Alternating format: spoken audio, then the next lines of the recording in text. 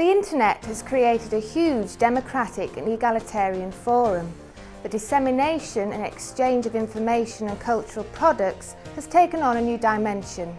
However, piracy and appropriation of creative online content has become a triviality.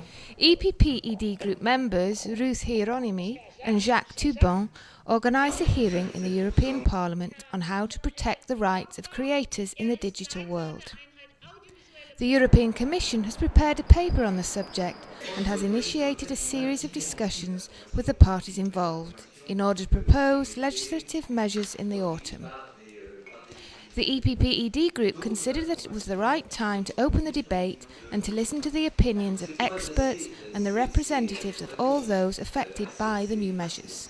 Now is just in time because we are discussing important revisions of the European law, for instance the telecom package, and we are discussing the future of online content because the reality changed. We have new technology, the internet for instance, and the former rules of copyright, for instance, they do not work for internet, and so we have to look for new rules. According to a recent EU study, revenues from online content will more than quadruple from 1.8 billion euros in 2005 to 8.3 billion in 2010.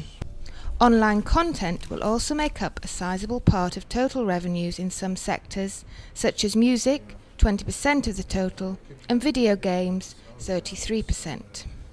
The big question is how to preserve and guarantee the freedom of cultural and commercial exchanges, while at the same time to efficiently protect the intellectual property of artists, creators, producers and the distributors.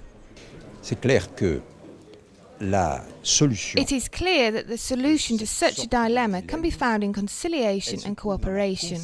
Conciliation between the fundamental rights of the parties involved. On the one hand, the protection of personal data, thus the freedom of internet users, and on the other hand, the protection of intellectual and artistic property, thus copyright and all derivative rights, especially performers' rights. Et tous les droits dérivés, notamment les droits des interprètes. Et la coopération, ça veut dire que toutes les parties prenantes. Cooperation means that all the involved parties work together in organised forums in all countries in order to find a solution to prevent and impede illegal action, especially illegal downloads, while at the same time we have to favorise the dissemination of the content and artistic works via broadband. La diffusion de tous ces contenus, c'est-à-dire de toutes ces œuvres, à travers les plateformes numériques.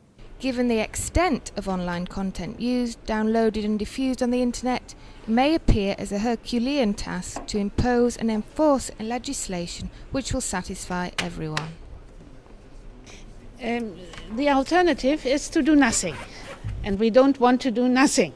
We want to work together with authors, and we want to help them to get the money they need.